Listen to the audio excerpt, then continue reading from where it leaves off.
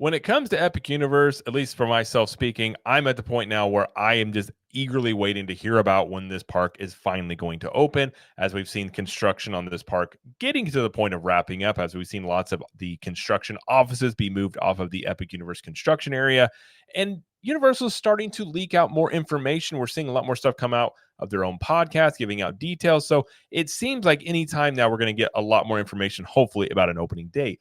But until then, we are, again, getting a lot of information that's just sort of getting out in articles. Universal's talking a lot more about things coming, and again, really ramping up the anticipation and excitement for this park. We have an article here from the Biz Journals focusing on Epic Universe and the immersive technology that we'll be using in their ride. So we're going to go through this article and check this out. So hi, I'm Jared with Capture the Magic. And again, the article here is how Epic Universe's immersive technology will make its rides stand out. Omnidirectional ride vehicles, motion simulation, real-time control systems, and more will bring Epic Universe to life. Says Epic Universe at Universal Orlando Resort, Executive Vice President and General Manager Jeff Polk recently revealed details about the technology partly responsible for bringing the future theme park to life. He provided the sneak peek while narrating previously released fly-through videos of Epic Universe during the August 8th luncheon of the International Drive Resort Area Chamber of Commerce at Lowe's Sapphire Falls Resort. I do love Sapphire Falls Resort. It's a good resort. The theme park, slated to open in 2025, is expected to bring a flood of business to hotels, restaurants, and venues in that part of town. Immersive set design, says a fast progressing discipline at Universal Creative, said Polk, is critical to the success of the Wizarding World of Harry Potter Ministry of Magic, he said. At the Harry Potter themed land entry, you will, quote, you will step into a fireplace and travel through time and space and arrive in London. I have walked through it many times, and I've got to tell you, it is something you cannot believe until you see it with your own eyes. I'm very curious about that aspect of that land. That seems, from the time I saw him in the video, that just seems very intriguing. Described by Polk at Universal's most technologically advanced ride yet, the Battle at the Ministry ride incorporates several ride technologies. Omnidirectional ride vehicles, a trackless ride system, high-resolution projections, and media screens, animatronics of characters like Harry Potter, Ron Weasley, and Hermione Granger. I did not know about that before. So you have animatronics of Harry Potter, Ron Weasley, and Hermione. Smoke effects, motion simulation, interactive elements like wands and wristbands, real-time control systems, augmented reality integrations, and spatial audio technology are all in the mix. Interactive elements like wands and wristbands. I've often wondered, I mean, we know when in the Nintendo world, they have those bands that do certain things in the land and in just Nintendo alone. I've often wondered if Universal would implement some sort of almost like a Magic Band system. Now, there is a rumor out there that they would be using like the Tapu Tapu type bands in Epic Universe. And if you don't know what those are, over in Volcano Bay, when you go in there, they give you, it's called a Tapu Tapu. And essentially, it almost looks like an old Seikyo watch. It's a thick, you put it on, and it allows you to go up and get virtual queues. It allows you can pay for things. It's basically like a Magic Band, and then when you're done for the day, you put it in a drop-off box so you don't take it home. If they're saying this, I'm leaning toward maybe this being something that they do implement, perhaps. So that's an interesting element. This ride is going to take you into the Wizarding World and let you experience what it feels like to fly, like you see in the movies, moving back and forth, up and down, and side to side, and telling the story of the trial of Dolores Umbridge, said Polk.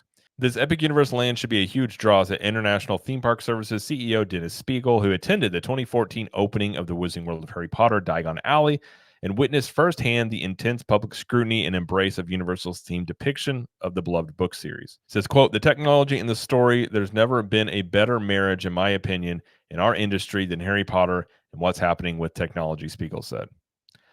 I actually do agree with what Universal has done with the Wizarding Worlds. Just the two they have now is, even though Diagon Alley was built in 2014, it's very impressive of what they've done just from what you've seen in the movies and bringing that to life in these lands. That's one of the reasons I'm so excited for the other aspects of things they're building in Epic Universe, because of the things they've been able to do there. And again, a lot of that technology is basically a decade old at this point. So they should be able to do even more amazing things, which it sounds like they're doing here. Some of the Battle of the Ministry rides immersive technologies play out in other parts of Epic Universe too. Polk pointed out that in Super Mario World, one of Epic Universe's 5 lands, Donkey Kong Country will feature advanced roller coaster engineering for a minecart experience. It's called Minecart Madness, including dynamic track elements like gaps and splashing effects to help the ride feel true to the video game. If you don't know about that one, basically it's a ride that operates instead of you're touching the track on top, it has a track that goes to the side and there's an arm, so it's going to give the illusion that you're jumping gaps in the track like in the Donkey Kong Country video game. So again, I'm very much looking forward to that ride a lot. You will feel as if you're in the little mine carts on a very rickety track, jumping over gaps in the track across the fronts of waterfalls and splashing down into the water, said Polk. Another Epic Universe land, How to Train Your Dragon, Isle of Berk, incorporates breakthrough technology in its experiences and entertainment programming. The thrill coaster Hiccup's Wing Gliders has a ride system that simulates flying on the back of a dragon using motion-based technology. Okay. The Wing Glider is really this contraption to help you learn how to fly on the back of the dragon, Polk said. The Untrainable Dragon live show has advanced animatronics intended to create realistic dragon interactions. The show debuted in Beijing at our park there and was very popular, and we're excited to have this level of a live show in this park. He said, it's a big spectacle. You'll see somebody flying on a dragon. Oh, you'll see somebody flying in on a dragon. Okay, that is impressive. Polk did not detail the technology behind the flying spectacle, though Orlando residents in recent weeks have spotted dragon drones flying in the sky above Epic Universe.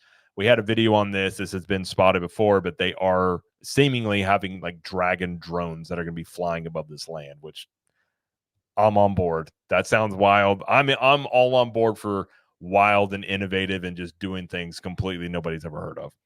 Fire Drill, a family-friendly boat ride, will let guests compete by aiming at flame-like targets and other boats with onboard water cannons. Polk said simulation technology, a field in which Orlando is known as the global hub, makes this experience possible. Another thrill ride, Dragon Racers Rally, has motion simulators that deliver sensations of flight in inversion, like aerobatic maneuvers and high-speed barrel rolls. It brings with it the ability to go almost 70 feet in the air, Polk said. The upside down as you're flying around may not be for everybody. That is true. So that ride, you're able to spin it. You can do a lot more things that make it more intense or less intense, is basically what he's saying. The Land of Dark Universe uses special effects in several ways. You'll enter through this electrified portal. You'll see electricity coursing through all the buildings throughout the entire world through the town of Darkmoor. They didn't spell that correctly. That you'll enter, said Polk, describing the immersive experience Universal has in the works. Meanwhile, interactive elements, animatronics, and high-intensity effects are woven into the ride engineering for Monsters Unchained, The Frankenstein Experiment, and Curse of the Werewolf.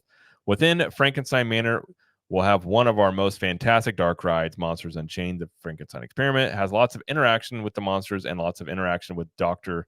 Victoria Frankenstein, and keeps you on the edge of your seat all the way through, he said. And that's all they said there. So a lot of that wasn't brand new information other than the part about the battle at the ministry.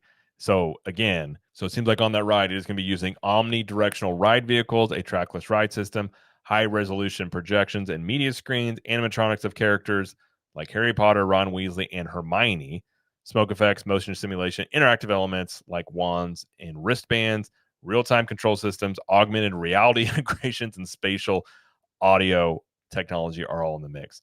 So that part is wild. Now, I don't imagine we're going to get, I would be curious to see how much information we'll get about this ride before the land opens.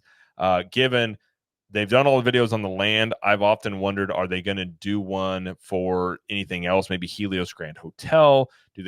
Maybe they do one for the actual ride? Like, given that, it's looking like the park, or at least the rumored park opening, is early 2025. Now we've got more than 6 months away from that. I don't imagine they're going to stop with these videos, that maybe they just become different, but those videos do a really good job of explaining things, getting you really excited for this. So I imagine they keep doing them. So perhaps they do more of these videos for different aspects, maybe different rides.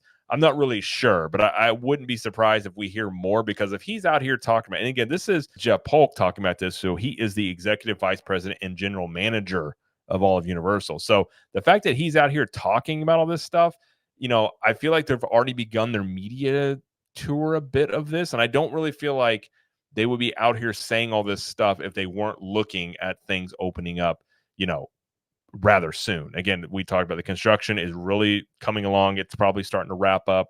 Um, so it just makes me wonder what sort of information we're going to get. Like, when do we get it? Do they have a video about the opening of Epic Universe? Do they have one for Helios? Like, what's the next plan from now until for sure the end of the year, but the park opening?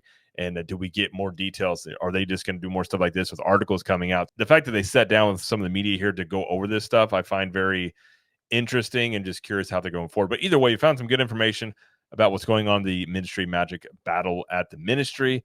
And I don't know. At this point, anything I can find about Epic Universe, I'm curious to learn about it and share it with everyone here. And even if again, a lot of this stuff we'd already kind of known before, but there were some aspects of this I think were new and interesting to hear about. So that's going to be it for this video. If you like this video, please like it and subscribe to the channel, as we do lots of coverage here of Epic Universe, Universal Studios, Disney World, and pop culture. And let us know in the comments, what do you think about all this? And do you think the wrist element that they spoke about, do you think that's something like a tapu, or do you think it's perhaps something else that they're going to have involved in the park or just the land with Harry Potter? And until next time, we will see you in the parks.